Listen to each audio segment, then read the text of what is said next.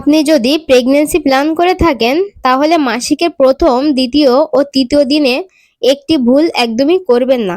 এমনকি এই ভুলটির কারণে পরবর্তীতে জরায়ুতে সিস্ট হতে পারে বা পিসিওডির সমস্যা দেখা দিতে পারে। জরায়ুতে সিস্ট বা পিসিওডির সমস্যা দেখা দিলে গর্ভধারণে অনেক সমস্যা দেখা দেয়। অনেক ক্ষেত্রে গর্ভধারণ হতে চায় না। মাসিক মহিলাদের শরীরে এমন একটি প্রাকৃতিক প্রক্রিয়া যা শরীর থেকে সমস্ত দূষিত পদার্থকে গর্ভধারণের বাধা দিতে পারে, সেগুলোকে সরিয়ে দেয়।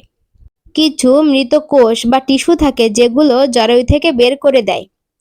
এছাড়াও শরীর অনেক গরম প্রকৃতির হলে বা শরীরে তাপমাত্রা বেশি থাকলে মাসিকের রক্ত প্রবাহের মাধ্যমে তাপমাত্রা স্বাভাবিকে ফিরিয়ে আনে।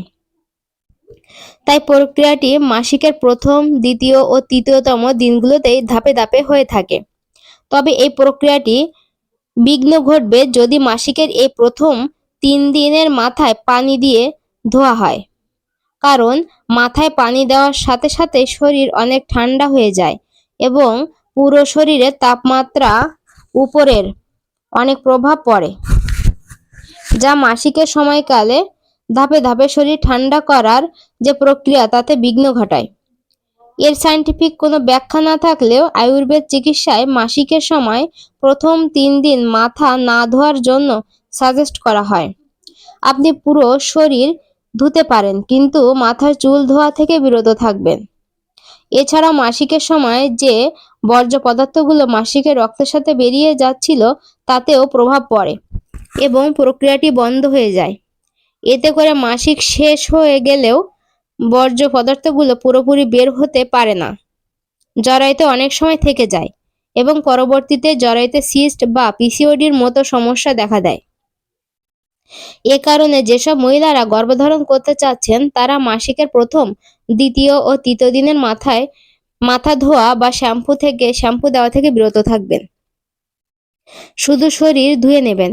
চতুর্থ দিনে গিয়ে মাথা সহ পুরো শরীর ভালোভাবে ধুয়ে নেবেন, কেননা মাসিকের প্রথম 3 দিনেই অনেক বেশি রক্তপাত হয় এবং বর্জ্যগুলো বেরিয়ে যায়। এর পরের দিন মানে চতুর্থ দিন থেকে রক্তপাত ধীরে ধীরে কমতে থাকে। মহিলারা দ্রুত গর্ভধারণ করতে চান যেসব মহিলারা তারা মাসিকের প্রথম 3 দিন চুল ধোয়া থেকে বিরত থাকুন, ঝাল, তেল, মশলা জাতীয় খাবার খাওয়া থেকে বিরত থাকুন এবং পুষ্টিকর খাবার বেশি বেশি করে খাবেন। এতে শরীর থেকে বর্জ্য পদার্থগুলো পুরোপুরি মাসিকের রক্তের সাথে বেরিয়ে যাবে। শরীরের তাপমাত্রার ভারসাম্য ঠিক থাকবে। জরায়ুতে সিস্ট বা পিসিওডি হবে না। ডিম বানানোর কোয়ালিটি উন্নত হবে এবং আপনি খুব দ্রুত গর্ভধারণ করতে পারবেন। আপনিও কি গর্ভধারণের চেষ্টা করছেন? যদি করে থাকেন এই নিয়মগুলো অবশ্যই মানবেন। যদি মানেন তাহলে অনেক দ্রুত আপনার গর্ভধারণ হবে। ভিডিওটি শেষ পর্যন্ত দেখার জন্য অসংখ্য ধন্যবাদ। এমন আরও অনেক তথ্যবহুল ভিডিও পেতে চ্যানেলটিকে সাবস্ক্রাইব করে পাশে থাকবেন। লাইক, কমেন্ট, শেয়ার করে অন্যকে দেখার সুযোগ করে দেবেন।